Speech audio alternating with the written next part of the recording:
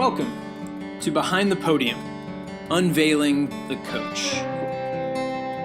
Problem solvers have problems too.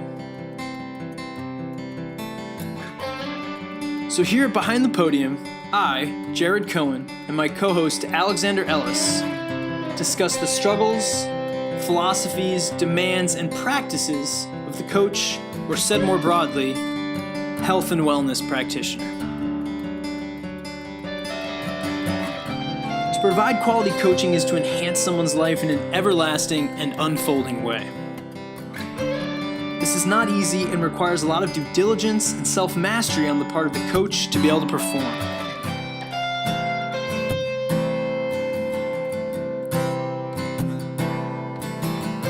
So without further ado, join us as we dig deeper into the depths of the coach's mind. Behind the Podium, back at it, coaching. I am Jared Cohen with the ever, always present and fresh Alexander Ellis. And we have a guest. This is our third guest. And I'm super honored and excited to welcome our guest today, who is very special to Behind the Podium for two big reasons. One, she is our personal show musician. She's house musician. House musician. She's like the roots to our the Jimmy roots Fallon. Of the show. Or that too, the roots to the show. What I was gonna say, she's like the roots to Alex and I. Jimmy Fallon, yeah. Yeah. And I will gladly be Questlove. And then in addition to that, I feel like a little behind the scenes of Behind the Podium knowledge for all you listeners is that Amy, I just gave away her name, she was she came up with the title Behind the Podium. So she has big kind of stock in this show. So without further ado, Amy, please embrace your presence here on the show. Hello! Yeah! This is so cool. Yeah, thank you for being here. My pleasure. This is Can we just also talk about how she's the literal and figurative roots of the show with coming up with the title and the music? Yeah. I mean, we should be like jamming right now. I can't believe we're just sitting here talking. This is true. I feel like I could, just have like a guitar strapped hanging over me, and we'll have to do another session of jamming, the Behind the Podium jam sessions. Jam sesh. I'll bring my clarinet. Yeah. There you go. That would be cool. Just yeah. Squeak, squeak. Little squeak. little sounds. We could record a whole episode where we just talk to one another with musical notes. Interpretive music. Yeah. We each just kind of next time on Behind the Podium. ping pong it. So Miss Amy, tell us about yourself. And I know, we've talked a lot about coaching, and we've talked to coaches, and you are a coach, but kind of in a different sense of the word. So you could say that. I'm a musical coach. I teach guitar lessons. That's my bread and butter at the moment. So I like to think of myself as a coach in that regard, but it's a little different. It's less physical, obviously, and a lot more musical. So I do that. I have 16 students, and then when I'm not doing that, I play with the band, which is where my heart and soul lies in the creative writing of music and playing it with other people. So that's what I like to do. And then I also sail and ski and do all that stuff in the middle. Do you also coach or teach sailing or skiing or anything like that? I do, yeah. I teach snowboarding lessons. And I guess I do teach sailing a little bit. Where I go sailing, it's called community boating. So the idea behind it is it's sailors helping sailors. So I still shy away from that because I'm like, I'm not that good at sailing. You don't want to learn from me. I don't know what I'm doing. But I will get plunged on the water and be like, trim your sails. Trim, no, other way, turn the other way. So yeah, that's so funny. I've heard so many themes that we've already spoken about. Like, oh, I don't really know what I'm talking about. I think that all the time about myself. But Yeah. also, there's so much, while there is a physical aspect to coaching like Jared and I do, a lot of it is also mental. And, talking people through what they think they can't do and how to reach them where they're at so that they can progress through whatever it is. Yeah, and I work mainly with kids, so it's a whole different, like my oldest, I have a couple of adult students, but my students range from ages of, right now, my youngest is 10, and my oldest non-adult is 16. So it's a whole new aspect when you're trying to, because I can tell you what to do about something, and they'll be like, yeah, okay, yeah, I get it, but they'll be like, what do you mean? I don't know what that word is. So it's a lot more bite size. So everything in Pokemon references. Oh yeah, I love Pokemon though, so it all works out. That's an easy one, easy translation. Pokemon, Harry Potter, we can talk about that all day long. So Yes. So well, and to piggyback on the theme Alex immediately caught on to, which was what we referred to, I think, on a previous episode as the imposter syndrome. What stands out to me in addition to that, though, is that in spite of those feelings, your coaching instincts still want to shine through, right? So as you mentioned on the water, you still, you're like, oh, wait, like I can be of service. And I think that is also a reflection of your leadership qualities, which you, I know, think about really passionately and enthusiastically, and it's something that you gravitate towards. You're someone that wants to round the troops together, so to speak, and you have a band right now, which I don't think your bandmates would take offense to hearing me speak of you as the band leader. And similarly, you had another band previously in which you were also that band leader. And in preparation for this episode, it made me think, is there this overlap between being a coach and a leader? And I was curious your thoughts on that. Absolutely. You figure a coach is a leader. They're the one that's guiding you. It's a leader guides you to what your goal is. That's what a coach does in your setting and in mine as a musician. Absolutely. Yeah. I don't think for me, I never sought that aspect of it, of being a leader or being a coach, but I just kind of fell into it. And I remember at a party one time at Berkeley, one of my friends, I was telling her about something that I wanted to do, and then I ended up doing it.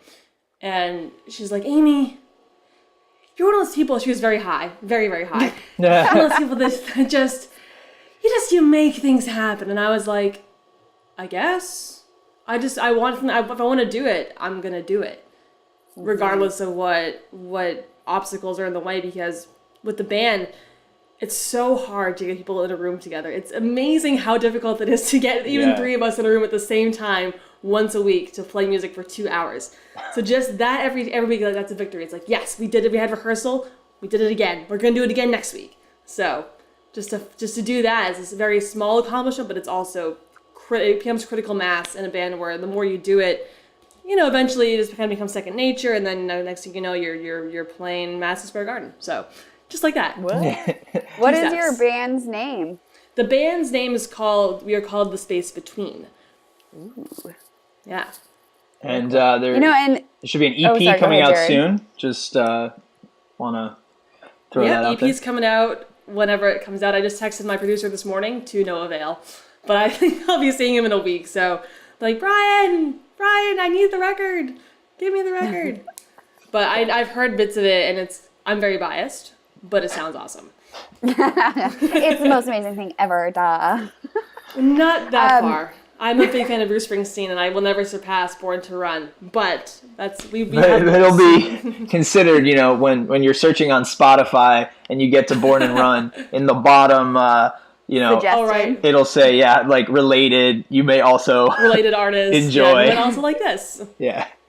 That's awesome. Yeah, when Jared and I were talking about, having you on in this episode, I started thinking about how my first like coach or teacher outside of school was my piano teacher, who I studied with for 8 years. And I think a really cool aspect or quality, I guess you could say, of a coach or a teacher, regardless of what arena they're in, is the ability to help people not only through the task at hand, but also give them skills for other stuff. So my grandparents lived out of town. My piano teacher was like my surrogate grandma. And I will always credit her for my poise. I would show up in my soccer uniform with like bruises everywhere, and she'd be like, "You need to curtsy before you play." I'm like, okay, I will. Yeah, I think that everything can translate. Like, so when I'm teaching my students, I'm thinking, none of them are probably going to go on to be musicians. And I'm totally okay with that, because what they're learning here with me translates into what they do at school, what they do with sports, how they behave at home. Like, you don't think about it that way when you're 11. But when you look back, you'd be like, oh, wow, I learned a lot. So. Totally. Do you ever... Sorry, go for it. I'm just like jumping. I have so many questions. Yeah, go for it. How did you start teaching? Like, when did you realize that you wanted to become a teacher? I never had a moment like, I want to be a teacher. No, it kind of was like what you do as a musician, where it's like, well, you can't play all the time, you need to make money, so I'll become a teacher. Because people always want to learn how to play music, and parents always want their kids to learn how to play music. But my first student came about as a friend of my old drummer from my old band texted me saying, I have a friend who wants to learn to play guitar. And I'm like, you want me to teach him? He's like, yeah, you'll be great. I'm like, no, I won't be great, but I will see what I can do. And I'm like, oh, well, this is kind of fun. And then, funny enough, I look back on it now, my parents are both teachers. My aunt was a teacher. Her husband, my uncle, was a teacher. My other uncle was a teacher. My uncle was a superintendent / vice principal. I think, no, not a superintendent, just a vice principal of a school. So, like, educators have been in my family. My sister's a teacher now, too, at a college level. So it was another thing that I never sought it out, but it kind of found me, which isn't surprising, given that if you look at my parents and my relatives and my whole family being involved in education in, like, the public school world. But, you know, it found me in its own little way with music, which makes sense to me as a obsessive guitar player. So, yeah. Yeah, I think what is also natural to that is that I see you as someone that's a organic seeker and absorber of knowledge and information. Like, I know you outside of music, you're curious, and you're open-minded to the latest or the most impactful tips and tricks that others can share and deliver in a really artful and unique way that you can utilize, whether it's within the music realm, outside the music realm, or even just as a useful philosophy for life. Yeah. And where do you think that fits into you as a player as well as a teacher, and how you interact with those that you're playing with or those that you're teaching? I think a lot of my life stems from, or what's happened in my life stems from an enthusiasm. I have an enthusiasm for living and for things with, living obviously, but like within that, music is obviously the biggest one. And I like to share things, so it's like I want to learn something so I know how to use it. And then I'm like, hey, you might want to learn how to do this too, because it really helped me. So I don't really know where it came from. I don't think there was no moment where I was like, oh, I like to learn things, I'm going to share with everybody else that I know. But I've always been a writer. Like, I've been a blogger since I was 13. Like, the blogs that I used to have, though, you don't want to read those. They're not interesting. They're like, school was boring today. Go Red Sox. I lost my favorite eraser. Yeah, things like that. But like, to that point, you it's interesting. Like, from an early age, I mean, essentially what you're describing is like, these were my journal entries, but by making it a blog, you were like already inclined to have this more public impact, right? Like, you wanted to share what you were thinking, what you were doing. There was a real communal aspect to your sense of expression. I'm not sure where that came from, but I think just being a musician and like having the ability to reach an audience with music, as you know, Jared, it's one of the best things you can do, and like how you feel when you go to a show or listen to a song. It's like it's so transformative, even on a one-to-one level. And like I always wanted to be like, yeah, I want to give people the feeling that I got when I first saw The Who. Like when I first saw The Who, totally blown away, and I was like, how do they do that? I want to do that. How I want to give this feeling to everybody. So I don't know like when I realized that, well, that moment in particular, but even before then I was still like, hey, I wrote a song, listen to my song. Hey, here's a poem. Hey, here's this. Yeah. So I don't think, like, my parents were encouraging of all of my quirks and desires to play guitar and to play music and to write and to just let me roam free as a child. And I think just being in an environment like that where it was okay to do that, at least I thought it was okay. Maybe other people didn't think it was okay, but I'm like, no, I'm going to play guitar. I'm going to play AC/DC really loud. You might hate it, but that's okay. You'll like it someday. I think so just my communal aspect of life came from that. And also, I was always on a sports team, and I was on a team sport like soccer or basketball or even like track and field and softball. And I think being on a team sport or a sport that's a team oriented had a big impact on my life too, because I never wanted to be a solo artist or a solo musician. It's like, no, I want to be in a band because I like to have people around me because it's a lot more fun and you get a lot more done. And it's just, you have someone to enjoy your triumphs and to bitch about your failures. So you're all in it together. And we're all in it together on this planet of ours with 7 billion people on it, or how many there are now. So, you know, you gotta share what you know. And on this podcast, huh? And on this podcast, the three of us here. Yeah, man, that's it's so true, and it kind of made me think again to the conceit or thesis or motivation behind this podcast being that as a coach, I think more often it is lonely, you know? And in the same way, you know, being a musician is lonely, right? It's like to be the creative, lonely. You have to spend a lot of time with your own thoughts. And there is a lot of personal reflection that has to take place and personal development and working through these more difficult questions so that you can distill these greater and more impactful points of action or thoughts of improvement to others. And so the podcast being this place where, hey, like, can we create a band essentially around this journey? And then the other thing I was thinking about that, you know, you mentioned like, hey, I'm seeing The Who, and that's the other thing, like you're such an enthusiastic fan, as myself. And there's like this cool experience where you're like, oh God, like what I'm experiencing right now is so amazing. And, I want to give that, I want to be able to be on the other side of that and experience what they're experiencing, sharing this experience. And it's no different to coaching, right? Where, I know you also have had a lot of really impactful teachers in your own life.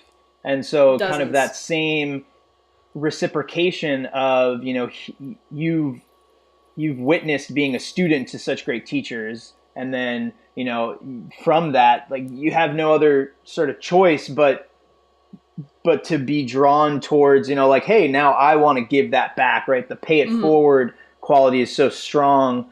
When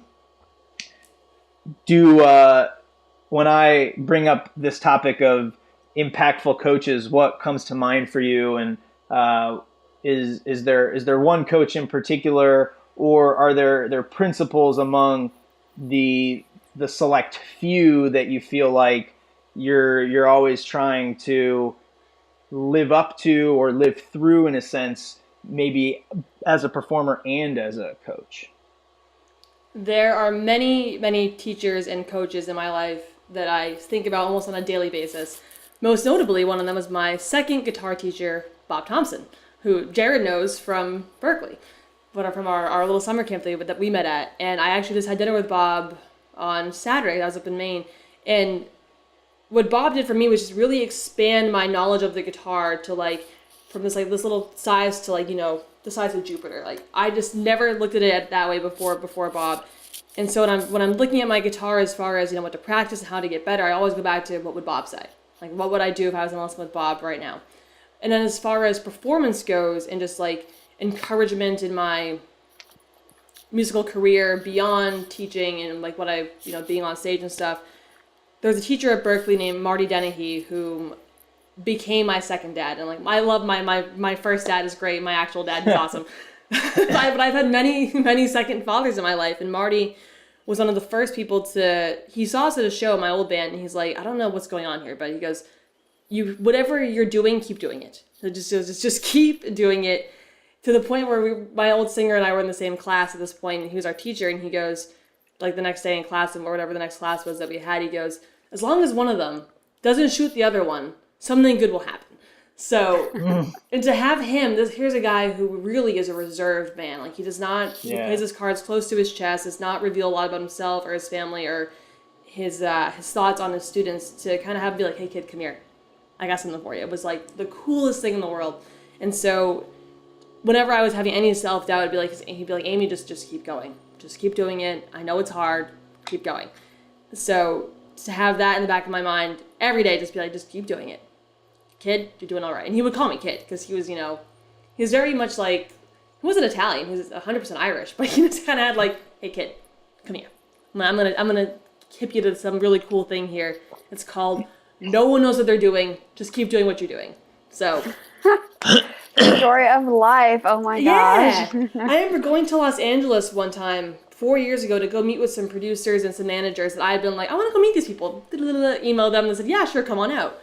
People don't understand how easy it is to meet people. If you email them, they probably will email you back. So I remember meeting with them. Words and then I went to back. the wise. Yeah. I remember coming back to Boston and talking to Marty. He goes, how was it? And I go, I learned that nobody knows anything. And he goes, oh, I could hold you that. I'm like, I know. I had to go to LA to learn this. But no one, especially in the music industry, nobody knows what they're doing in the music industry at any given moment. There's so much flux and so much change happening all the time, both stylistically and how music is consumed and delivered. And so it's always a crapshoot, and always has been a crapshoot. So we're just kind of, doing the best that we can. Buckle up and enjoy the ride. Exactly. Yeah, exactly. Wow. That is really, it's, no matter how many times I hear it, it's always refreshing, and especially in a different modality to hear the truth of the matter shared, that, it's like, hey, we're just putting our best foot forward. And I think what can be misleading sometimes is in the quintessential autobiographies, so to speak, the clarity is always, or the spoken clarity is always in retrospect, Of course. And that's like this, I think the problem that becomes misleading. It's like, it's easy to, now read Bruce's autobiography and kind of hear Bruce Springsteen, by the way, and hear, him kind of speak these gems of wisdom, but really, again, like that's him now in his 60s reflecting back. Right. And being able to talk about Keith Richards, because you're reading his book right now, and I haven't read Bruce's book, neither have you. So we shouldn't go on. We haven't read that one yet, but to look at Keith when he's talking about the beginning of the Rolling Stones and like how much work it was, but like how he just, kind of was like, we're going to soldier on and we're going to do this for like maybe 2 years. And then here they are now, like right. It's 2016 and they started in 1963. Like, this is insane. So they never could have predicted what was going to happen.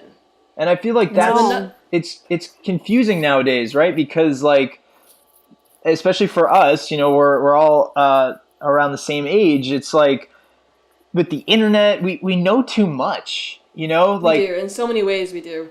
Where back then, like in the 60s for the Rolling Stones, it was so much like, hey, like we enjoy what we're doing right now. Like, who cares? We'll do this until we're not enjoying it anymore.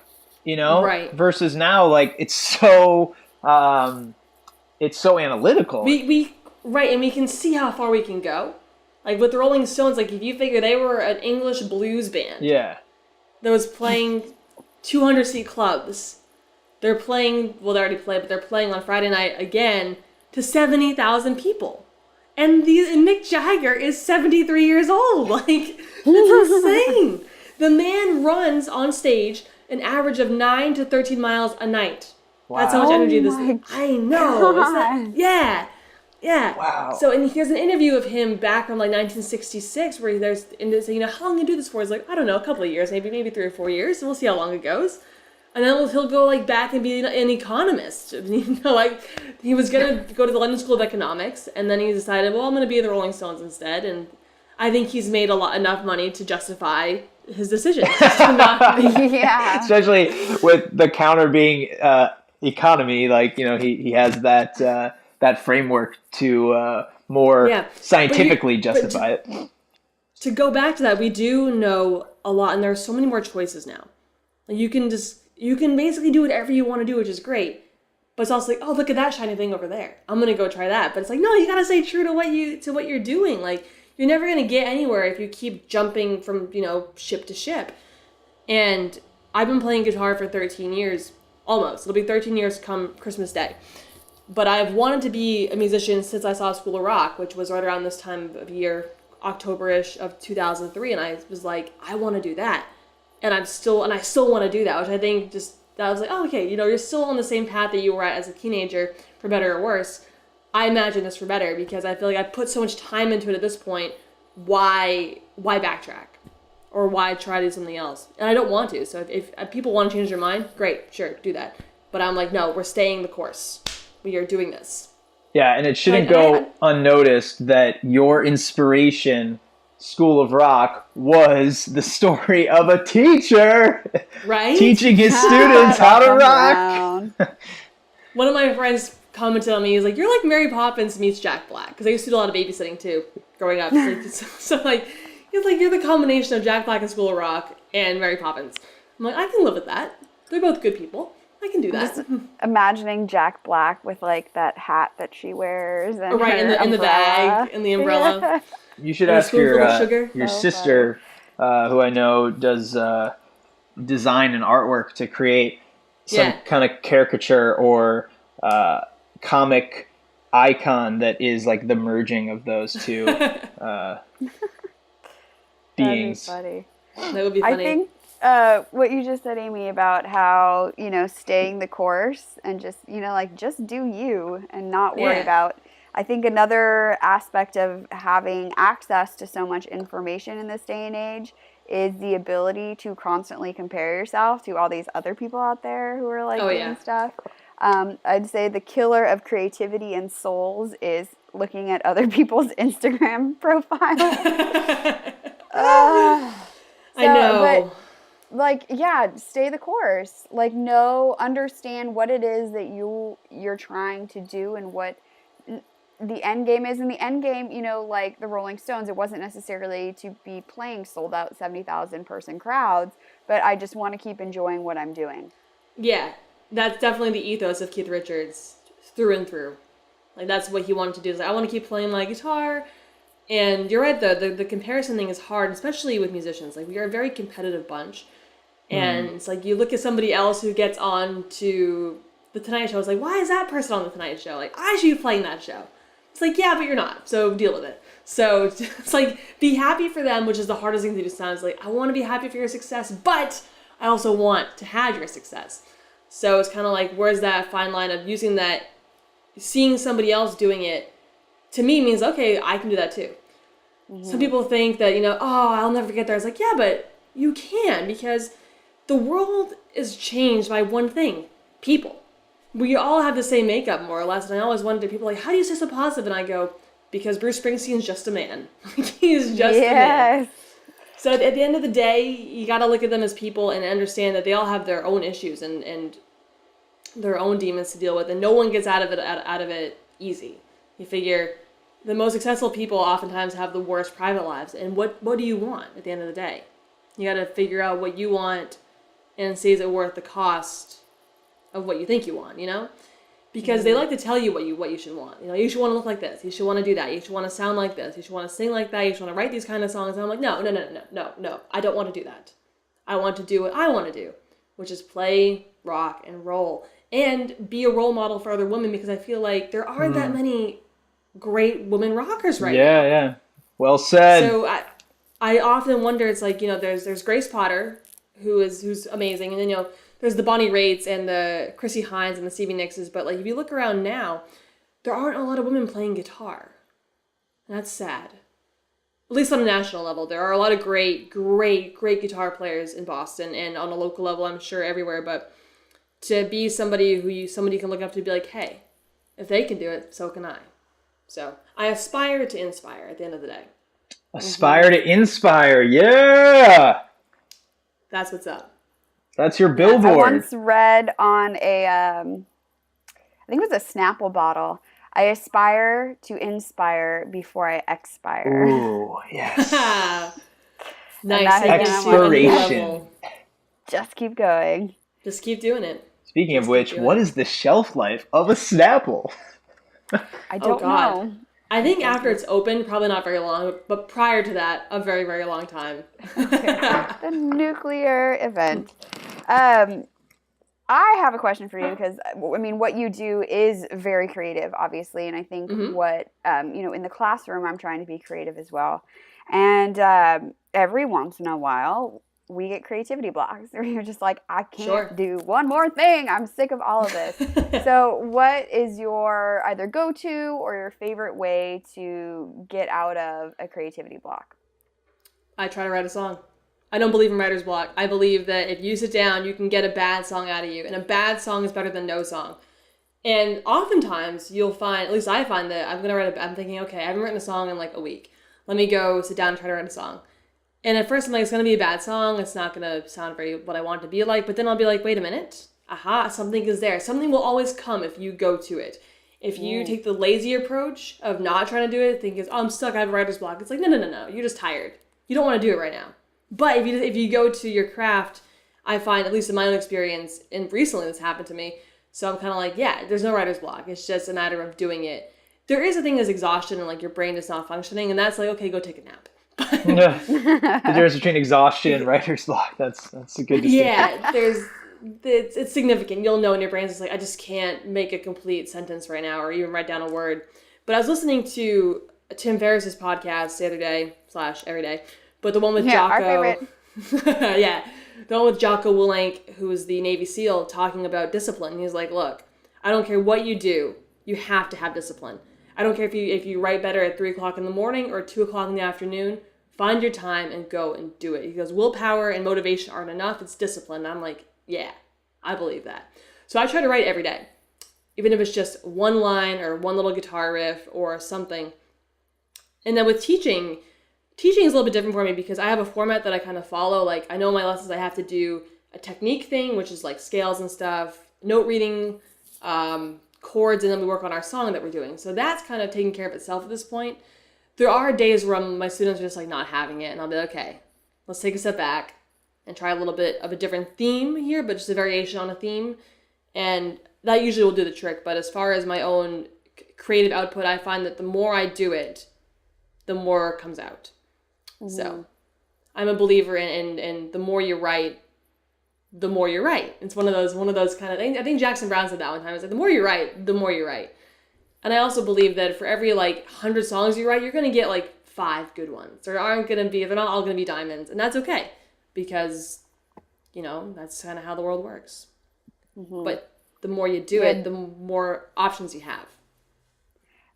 It's like, I think Brene Brown, or is it Elizabeth Gilbert? Jerry, you might know, done is better than perfect. I think that's Elizabeth Gilbert.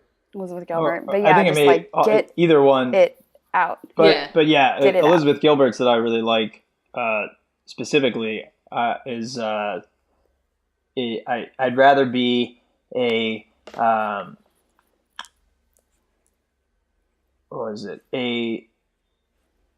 disciplined half-ass than a lazy perfectionist.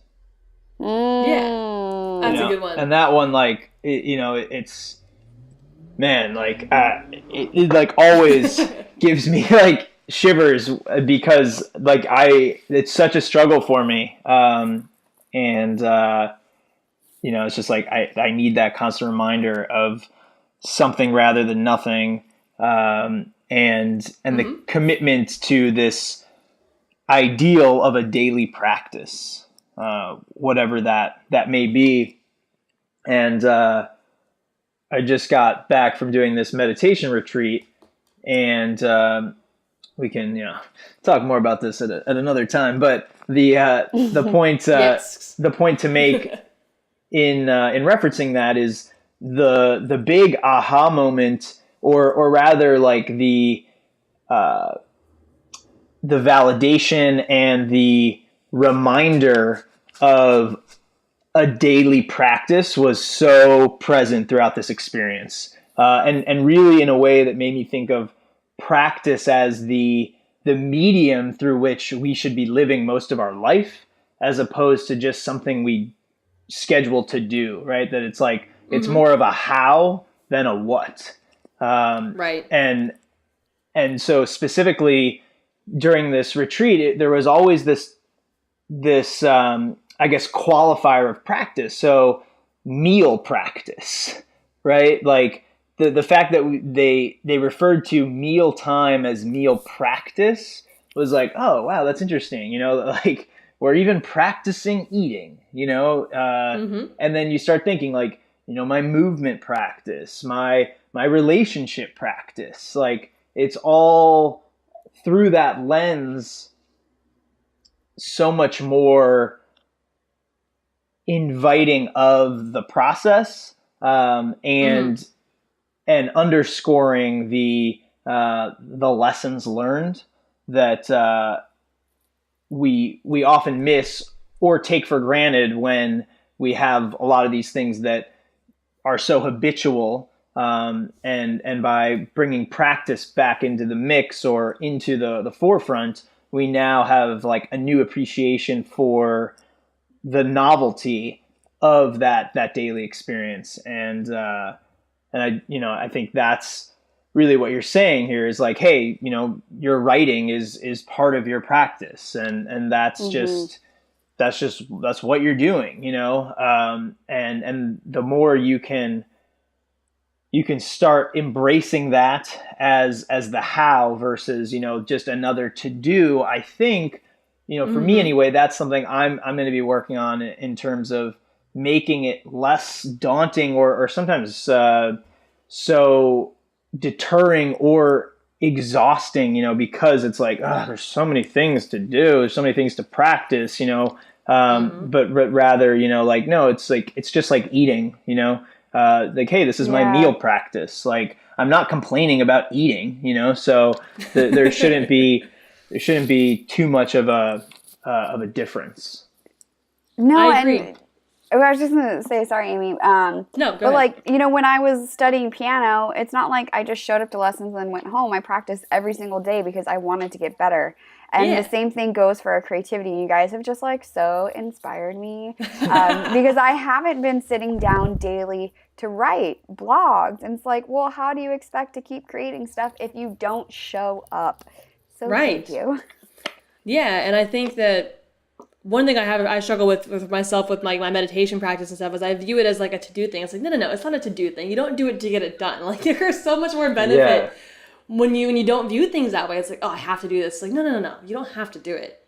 But if you do it, you're going to feel a whole lot better if you do it. So, like, even today, I do I've been playing with the Wim Hof method, which I don't know. Yeah. Tell us more. I love it. I'm actually like, I'm past week 10, but I've been doing week 9 like repeatedly because I'm like, I'm not ready for week 10 yet. I can't do it. I'm not there yet. So, but I find that the video's like, you viewed this 33 times. You need to move to the next tutorial. Move on. Well, Wim will even tell you, it's like, if you don't think you're ready for it, try week 9 again, or week 7 or week 8. So I'm technically like, I would be done by now with the 10-week course if I were to do the last week. But I'm like, I'm just gonna keep doing week 9 for a little while, because I fell out of the practice like on a daily thing for a bit, and I find that if I like miss one day, then I'm like, oh, I can't do it. Like I mess up the whole thing. Like then I'm like, no, you didn't mess up the whole thing. You did it for like 72 days in a row. Like, give yourself a break. You can miss a day. It's gonna be okay. So I've been trying to just realize that, like, Wim does it every day without the timer, without, thinking about it. He just gets up and he does it. And, like, it works wonders for him. And I want it to be like that, where it's like, you just wake up and you do it. But today I woke up and I'm like, okay, you should do the Wim Hof stuff. It's like, you should get out of the bed and do the Wim stuff. And then I'm like, but the bed is nice. I'm tired. I want to be here in the bed. It's like, no, go do it. You'll feel better later. So, and then I find myself, and the thing with the Wim Hof method is that you time yourself. So you wake up, you do your breathing. It's 30 deep inhalation, so 30 breaths like that, or more if you want to do more. And my best time that I ever got was 3 minutes and 45 seconds without air in the lungs. Like, that was just, 30 cycles of breathing, breathe it all out, and then just chill. And I'm like, this is incredible. Wow. Yeah, that's insane. That was amazing. But my times now, that was like on week 4 or week 3, have gone down to like a minute and a half. And I'm like, what's going on here? But everybody seems that I've talked to on the forum that they have on Facebook is like, that's just kind of how it goes. Like, your body, it has never done this before. So it kind of gets you up to the peak. Then it's just kind of like you level out. But you still, no matter what the time is irrelevant. Like, the time is not the goal. The goal is to do it and to be consistent with it. And I find that I definitely have a clearer head when I do it. I feel better when I do it. I also have the advantage of growing up in cold water, growing up in Maine. So the cold water thing is like, oh, that's not a problem. We can do that. But today I was like, oh my God, this is a really cold shower. Like, I need heat. I need the hot water. So, but I did find by the end of that shower, I went back and forth from cold to hot, that the cold was like, okay, this is normal now. So it kind of becomes your new normal, and your new normal is always good. Like, if you're working towards, meditation or yoga or CrossFit, good.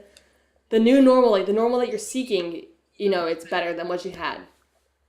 I notice that when I don't do it, I'm like, oh my God, what's happening here? I used to be like this? How did I survive? My friends like to joke, I had mono twice when I was in college. And they're always like, Amy, you having mono is like being a normal person. I go, how do you survive? I don't understand how you survive day to day. Like, how do you function? No wonder why you're always taking naps. Like, I don't get this. Because that was not my normal. I was always high energy, always up and at it. And that's how I got mono, from going at it at both ends and being like, nope, body's like, nope, shut down. We're done. We're taking a vacation right now. We're taking a break. You're going to be tired and achy for the next 2 months. Just chill. But in that sense, would you, like, I feel like that's counter to your point that your new normal is always good, right? In that scenario. Yeah, that was not a new normal. That was like me just getting sick. I don't get sick very often, but when I get sick, it's like the plague has happened. Either if it's a flu, or if it's something like mono, where it's a virus that just doesn't leave your system for a long time. That's not normal. That's coming down with the cold. But the cold lasts for 10 weeks. So that's not death. Yeah, basically. But you're right. That's not a good new normal. And that's when I kind of reevaluated, when I was like, okay, the second time I had mono, I was like, you're not going to die, but you should fix this. Because you cannot keep doing this to yourself of like getting sick and then being fine for probably, it was a year and a half before I got mono again. Then it's like, then the next time it was a punch in the gut. It was bad. So then it's like, okay, it's okay to sleep. It's okay to take a break. Because you hear about these people, like, they work all the time. Like, you gotta work, you gotta write, you gotta work. But it's like, you gotta breathe too, man. You gotta take a step back. Yeah. Have you guys seen, and I think you'd both appreciate, the Steve Aoki documentary that's on Netflix right now? No. You should check it out. It's very interesting. For those that don't know, Steve Aoki is the son of the creator of Benihana. And so he is also a DJ and was able to start a world tour, basically travel around the world, because he already had money to pay for this tour. But he is the epitome of a workaholic. I think the documentary is titled to I'll Sleep When I'm Dead. And he, he has a residency in Ibiza, and then he'll fly to Vegas and do a night show, and then be at the pool the next day doing the day pool, and then go to LA and then fly back to Spain and sleep on the plane. And I'm just like, how do you keep going at this pace? Like, that is not human for the rest of us. So it's interesting. Like, I too have been working on sleep. Like, this last month, my goal was to get 7.5 to 8 hours a night. And the difference in like how much more awesome you feel and what you're able to accomplish during the day is phenomenal. It is. And I think one of the things I've realized is that, I think I told this to Jared one day on the phone. I was like, say you're awake for 16 hours a day, you get your 8 hours of sleep. And my philosophy has become, if it takes me 2 waking hours to make my other 14 hours awesome, it's so worth the investment. Like, the time it takes to meditate and to do the Wim Hof stuff and to get my mobility in, get my practice in, both vocally, guitar-wise, writing-wise. Like, if I can do all those things and it takes me like 2 to 2.5 hours, the other time that I have left is so much better than me dragging my feet through the day, being like, I haven't done this yet. I gotta go do that. But then I don't actually do it. So if I schedule it and be like, look, it's like, it's a need. Like brushing your teeth. You got to do that. And I started to view my day-to-day as that, where I'm like, look, I'm going to be better off if I don't talk to you for the first hour of my day. Like, let me just go do what I have to do, and then I'll come back and talk to you at 9 o'clock, and we'll all be very happy. So that person doesn't exist, though. Like, I'm just talking in general. You actually, for people that I've talked to today, I've only seen you two, and you're not even like here. You're on the screen. Right. My roommates are gone, and I teach at night, and they work in the day, so we don't ever really cross paths. So I will go an entire 8 hours without talking to anybody, which is weird when you think about it. But anyway. But I think, in speaking to that too, I feel like we're similar personalities in that, like, we love to be outgoing, but we give so much to the people we're around that the time we're alone is like our recharge. Absolutely. The whole introvert-extrovert thing is a myth. Like, 'cause I'm totally extroverted, but I'm also like, I need to be alone. I just need to go play guitar for an hour and you kind of get recentered. Like, totally, I'm according to Myers-Briggs, I'm an, ENFJ, which I believe, but it's also like, I'm also really, I can be an I. I can go be an I by myself for a bit. Yeah. As I'm sure you can too, because when you're teaching, you got to be outgoing. We don't have to be, people have different styles, but I find for me, like, enthusiasm is how I kind of get my point across. Like, you got to practice, you got to do it. It's going to be awesome. And they're like, yeah, I'm going to do it. One of my students who I love, she's 15 and she writes her own songs and she sings and she's great. And I'm like, look, Fiona, you gotta get a band together. I'm like, you're in high school, you gotta get a band and you gotta play your songs. She's like, yeah, I'm gonna do it. I'm like, great, and I will come coach you when you have a band. She's like, oh my God, you will? I'm like, yes, but get a band first. I said, okay, I'm gonna get a band. So I love seeing that come back to me. Then it's like, I gotta go home and collapse. It's like, I'm teaching all day, let me just go take a nap. But yeah, you're right in that you gotta have your alone time. And we don't always value that, especially people that are like, that are outgoing. People are like, you need to go be alone? Why? You're so outgoing. It's like, that's why I need to go be alone, because I am so outgoing. Do you understand? I only give 150%. There is nothing less. There's nothing less. At any given time. I think there's that unique category for like you two in particular, because I do consider myself more the introvert, but like, and sort of within this, creative realm where, as outgoing and as enthusiastic as you both are, like so much of your inspiration actually comes from, the time that you're alone and able to think these self-entertaining thoughts, that like, the fact that you become entertained by your own epiphanies and curiosity, right, is like now the is now the accumulation of energy that you're going to go to share, and I think that's it's really unique, and it and there's not a lot of people that that are interested or that gravitate towards that balance, and it's something I think there's not a lot of good information about, as far as kind of how people find that balance or are able to figure out, what is that appropriate I guess proportion of time between, what you're going to do in a performance sense or in a public sense or in a social sense versus the time that you require to be by yourself and be removed from more of the back and forth stimuli. I think it's ever changing too. From my experience, like, I've been taking when I use singing as an experience, as an analogy of this. Like, I started taking voice lessons 3.5 years ago because my singers kept quitting, and I was like, look, we're done with singers. I'm going to go sing. So I had my first really long gig this past June where I sang, it was supposed to be a 3-hour set, but it ended up being an hour and a half because it was a very slow night at the bar. And it wasn't my fault, I hope, but there's just like nobody there. So the manager's like, you can go home. I'm like, okay, I'm going to go do that. So, but I remember talking to my voice teacher, Rocco, and I was like, I don't know what to do for practice, like to warm up. Like, how do I prepare for this? And he goes, you won't know until you go do it. And see how tired you are from practicing for, 45 minutes before you go sing for 3 hours. Or, I forget what I did that day, but I sang a lot that day, and I remember being wicked tired, like half an hour in. I'm thinking, oh my God, I got to go do this for another 2.5 hours. Like, what am I going to do here? And I've learned since then that it's like, okay, you don't need to sing that much before you go out to sing for 3 hours.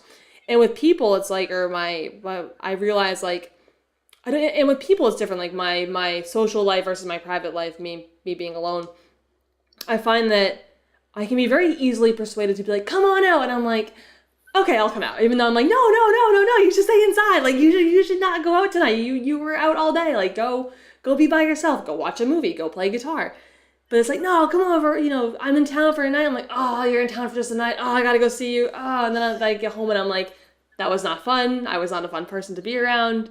Why did I do that? I've been learning to listen to myself a lot more than I used to. Be like, oh yeah, you should come out. Like, okay, I'll go out. Even though I'd be like, no, I shouldn't go out. You know what I mean? Mm-hmm. We're easily totally persuaded. It's like, you should go do this. And it's like, I should go, but I really should stay home. But I'm going to go anyway. And then you regret the next day where you're like, I shouldn't have gone out. Because now I'm just thinking about, I went out last night and like, I lost all that time, and now I'm going to lose more time by thinking about it. It becomes a vicious cycle. At least in my experience, it does. Yeah, totally. I think, trusting your gut, and that's part of this whole, I think your self-care practice and spending that time alone and tuning in allows us to be more aware of, our needs and however they arise in whatever way. And to know, like, I need X hours of sleep and I'm doing this. And as great as it would be to go out or, do whatever, I think I'm going to pass. So I think so many of us are just like on autopilot all the time. We are, and I can fall into that very easily where I know that I'm doing it and I'm like, I shouldn't be doing this. So the little voice is like, Amy, you shouldn't be doing this. You don't have to do this. No one's making you do it. It's okay to be uncool. I'm always home. I'm uncool. It's okay to be uncool every now and then. Don't give in to peer pressure. Which I like to think that I don't that much anyway, because my day-to-day is very different than my friends, and like my nightlife is so different than what they do. It's like, I don't drink. Part of that's because I had mono, so I just kind of missed the boat. But it's like, you don't drink? Why not? I'm like, I don't, why not? I'm like, I don't want to. Oh, you don't want to? But don't your friends want you to? I'm like, they don't really care. I can still have fun without it. So our society puts a lot of pressures on us. Yep. And you gotta buck them. You gotta say, buck them. Or you don't. You don't have to. If you want to, go out and have a good time, that's how you get your kicks. More power to you. I don't get my kicks that way. No, but I think again, it's just like knowing what you're doing and where you are and what you want to do and just being true to that and being authentic to that and not being concerned with what everybody else is doing. Yeah. It's like staying in your lane and just like getting it done, whatever that is. For sure. In music in particular, like trends are really attractive. It's really attractive to be like, oh, pop is in right now. I'm going to go become a pop writer. Oh, hip hop is in right now. I'm going to become a hip hop producer. Oh, country's in right now. I'm going to go move to Nashville and become a country singer, whatever it is. And it's so easy to want to do that. And I'm just been like, you know what? No, I thought about it. I'm like, I don't want to be a pop writer. That's not where my heart lies. Like, I want to write great songs. And if one of them makes their way to Rihanna, it's like, cool, that's awesome. But my goal is not to do that. My goal is just to write the best songs that I can write and share them with people on an intimate level and on, beyond, hopefully.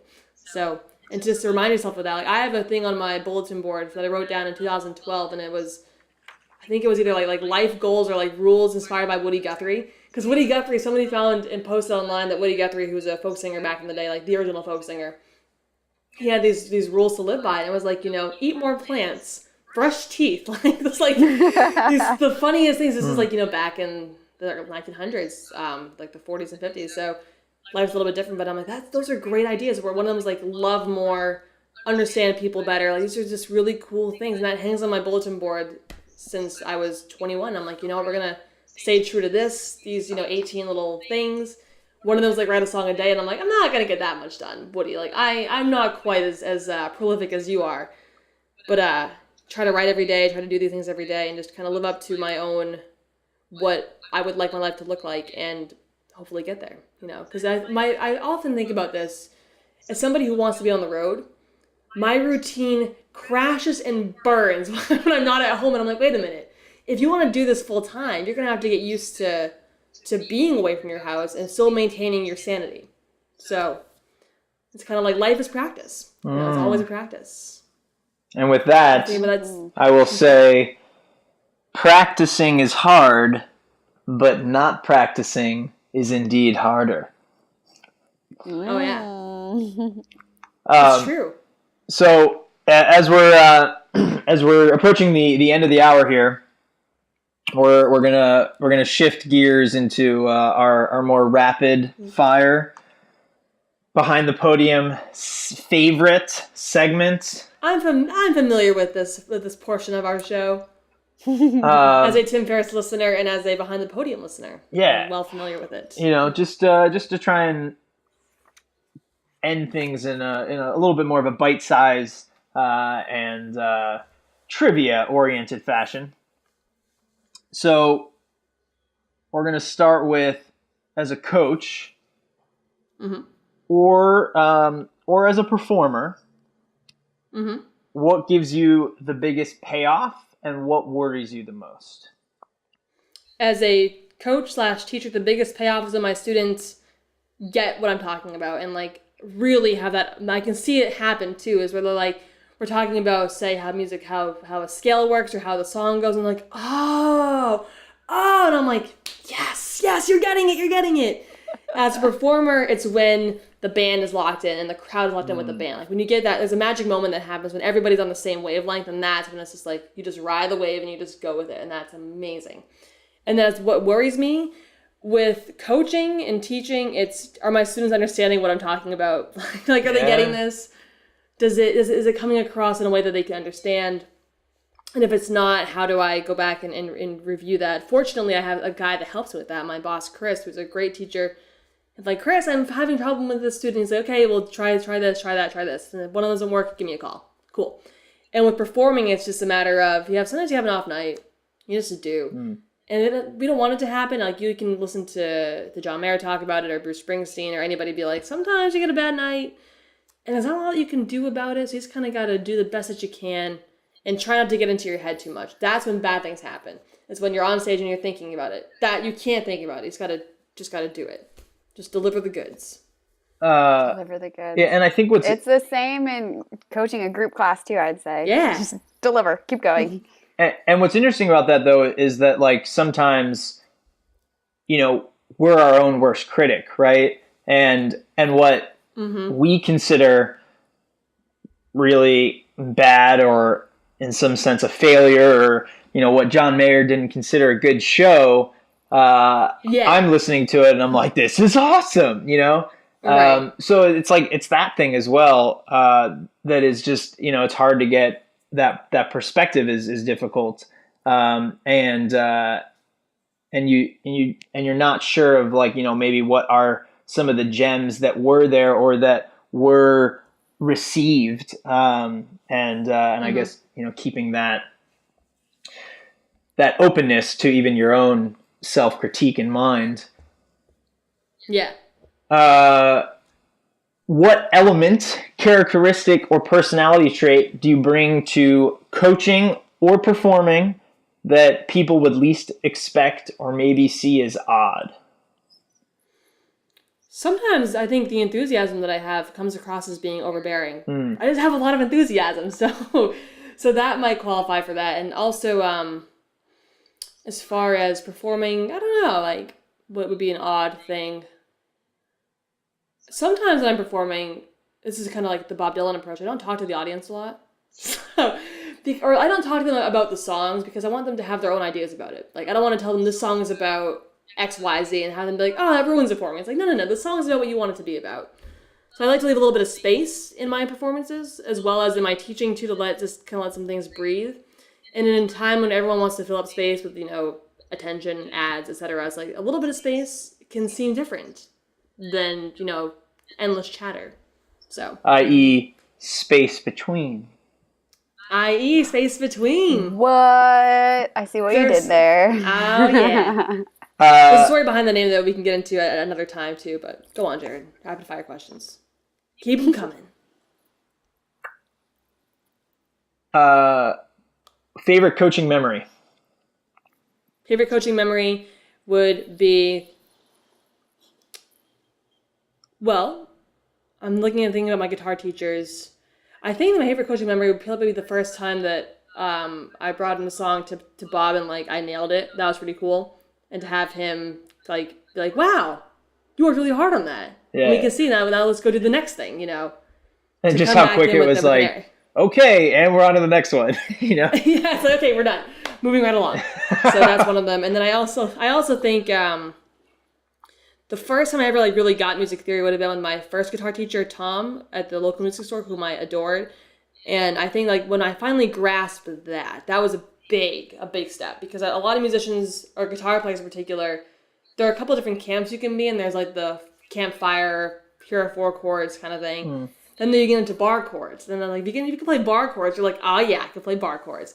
And then if you get into beyond that, understanding what's happening on the guitar, it's there's a whole new world. It's endless possibility.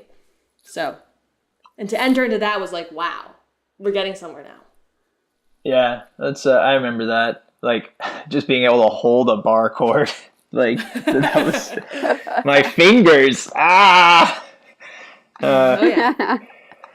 Okay, last couple here. Is there anything you passionately disagree with as a guitar teacher within that discipline of teaching guitar or teaching music that you feel like you as a coach want to take a stand against in your approach? Yeah, there are two things. Yeah. Thing number one is that people think that tabs are bad. Tabs are not bad. Tabs can be an incredible tool if they are well written. Tabs is like guitar language of music, of notation. It's just the strings and then the numbers of the frets. So instead of, for the audience, instead of reading musical notes, it's a number notation. Yeah, exactly. For I guess reading and playing a song or learning a song without having to actually know the significance of the notes. Right. People think tabs are bad. I don't think tabs are bad. I think that tabs are a very, very helpful tool when used appropriately in conjunction with knowing what you're doing on the guitar and just needing a little bit of help with a solo or whatever it is. If the tab is wrong, you'll know. That doesn't sound right. But if the tab is right, then by all means, go for it. And number two, I think a lot of guitar teachers and players don't care about theory enough. And I think that people should know what they're doing. Because that will translate. Say they play guitar for 2 years and they don't want to play anymore for whatever reason. They can go play piano and have a good understanding of how music works already, which will definitely boost their piano skills instantly. If they know that this is C, this is how it works, this is, what an interval is, this is the major scale, this is the minor scale. Not teaching it at a theoretical level, even to a young age. I think, oh, the kids don't care about that. It's yeah, but they might not care about it right now, but they will. They will want to, then they'll be like, oh yeah, I learned that when I was 9. Cool, I'm already ahead of the game. So I think more depth and also a more accepting use of other tools that are not as traditional, so to speak. I also believe that playing by ear is great, and that I wish my students did more of that, but they're also kind of young at this point to sit down and hit rewind and get one note at a time. So baby steps. Yeah, I know Alex and I both feel very strongly about that concept of what you're referring to in guitar as anatomy. How does it work?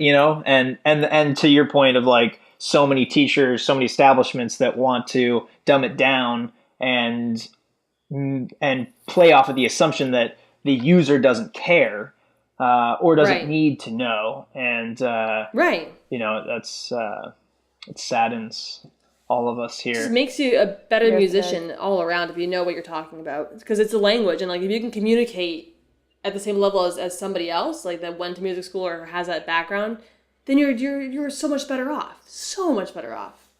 Yeah. So, yeah. Anymore. Yes, times 1,000%. All right, lastly here, what does it mean to you to practice what you preach? It means if I tell my students to read music notation and learn how to do it, I do it too. It means that I sit down every day for 10 minutes and go over my sight reading, go over my scales, go over what I tell them to do. I have to do it too. Well said, succinct, to the point. Amy, where can people find you in this World Wide Web? They can find me at amymantis.com. That's MANTIS, Amy, AMY. They can find the band at spacebetweenmusic.com. And on Facebook and Twitter at both those names of Amy Mantis and Space Between Music. And they can find me in Boston, Massachusetts if they're ever on the East Coast. Always happy to meet like-minded people. Awesome. Well, thank you so much. This has been a real thrill, and it's been awesome. Thank you. It's nice to thank you for having me. Always hear the similarities and get to shine a light on the band of us in the trenches. Well, like you read Frankie Presto. Everyone joins a band. We're all in bands. Yeah, right. That was a big theme. That was one of the themes of the book. Yeah, everyone joins a band. Yeah. Good. Everyone joins a band. Good reminder. The Magic of Frankie Presto.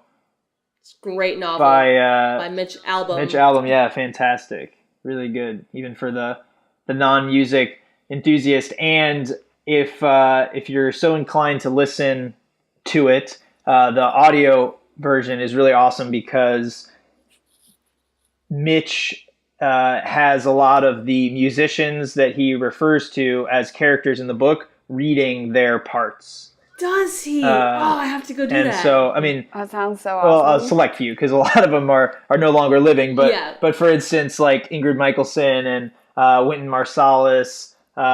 Is Tony Bennett in there? I think Tony Bennett. Tony Bennett, I think, is in there. So, and it's cool. Like, he fictionalized this character and places him in the history of music in the past.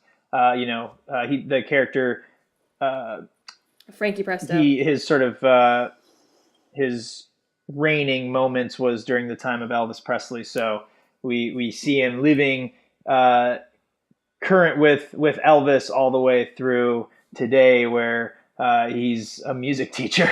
So good good way to end it. Alex, any last thoughts? No, I'm so grateful you're able to sit down and chat with us today, and thank you for having me. Reiterate many of the same concepts that we've been chatting about in a different context. So it's nice to know that it's all the we're same. all struggling in this boat together. Thank you. We are. Well, I can sail us, so we'll be fine. Community voting to the rescue. All right. Till next time, thank you, everyone, for listening, and we look forward to the future chats. Later. Yes.